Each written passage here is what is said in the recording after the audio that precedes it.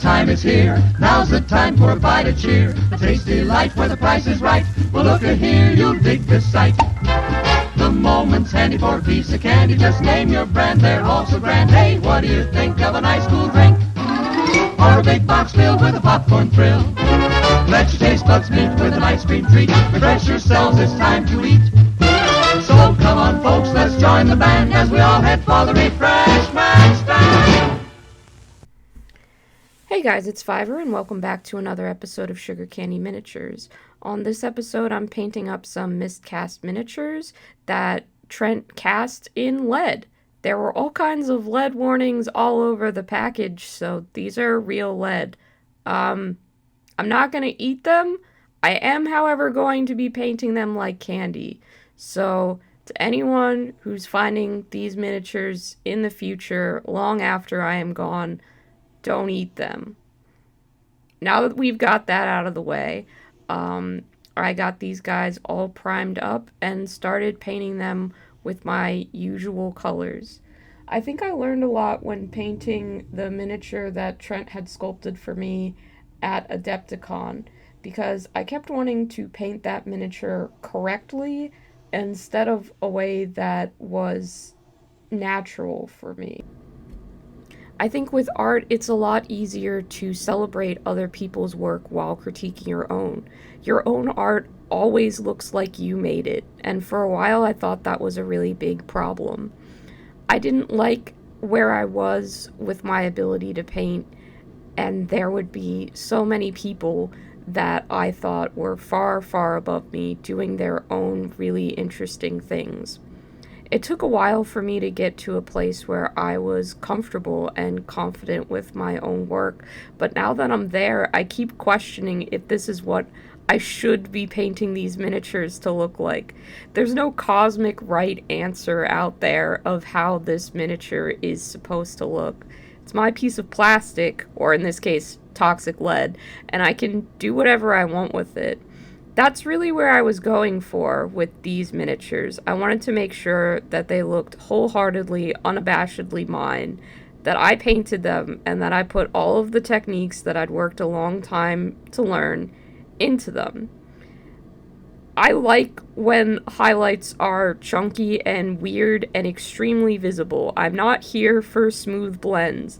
I have a highlighting style that I guess some people would call kind of comic book-like, but it's really just developed because I never spent a lot of time learning how to shade and highlight in my own art, and that reflects in me never knowing exactly where is right or wrong to place a shadow. Unfortunately, that makes things like realistic lighting really difficult for me to do. But I was actually watching JoJo's Bizarre Adventure, and all of their highlighting and shading is really, really sharp. It all doesn't flow smoothly. There are no real blends, but it's very stylistic and very interesting. And I started trying to apply that to miniatures and found that I really liked how it looks. The brushstrokes are visible, but that's not surprising, and it works well with me, a person who refuses to thin my paint and instead takes it directly from the pot every single time. It's an element of style. It's not really a flaw. And that's really the core thesis here. In art, there is nothing that has to be a flaw. Everything can just develop into a style. I don't know that I ever would have developed this specific kind of shading if I hadn't started painting directly from the pot, because it seemed the most obvious way when I started out. I certainly never would have refined my freehand if I wasn't always trying to paint candy stripes and little flourishes on everything. I didn't practice freehand because it was an advanced technique that I thought would make me a better painter.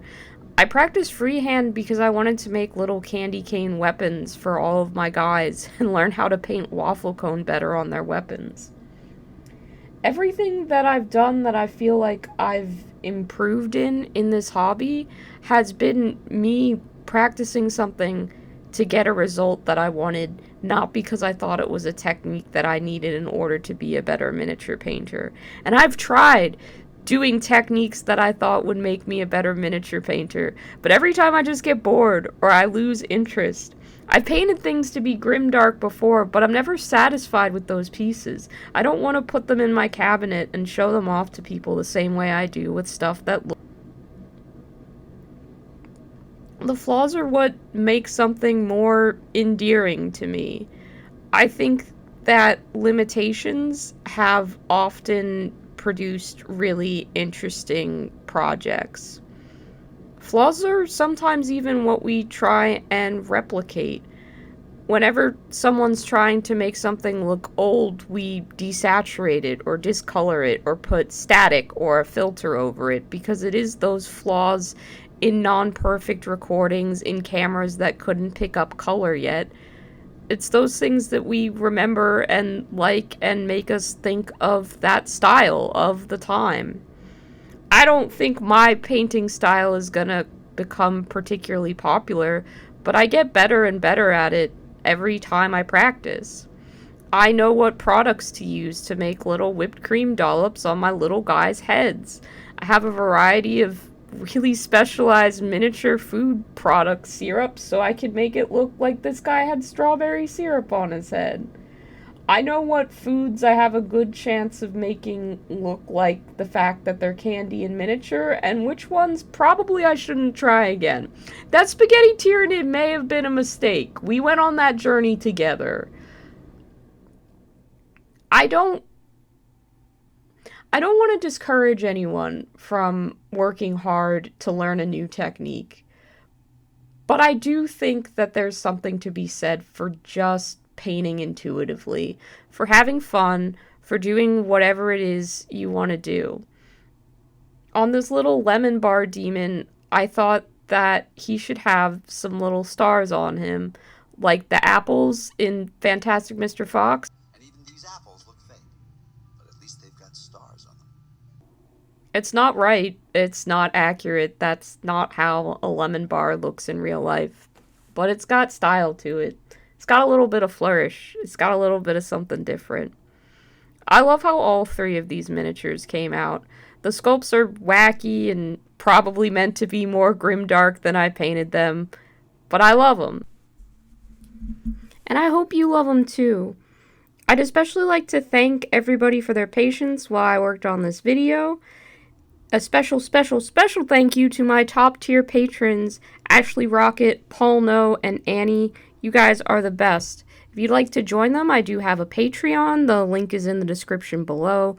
Also, liking, commenting, subscribing, letting me know what you would name these little guys, because I've been having a real problem coming up with names. The best I got right now is Jellybean, and I just think I could do better.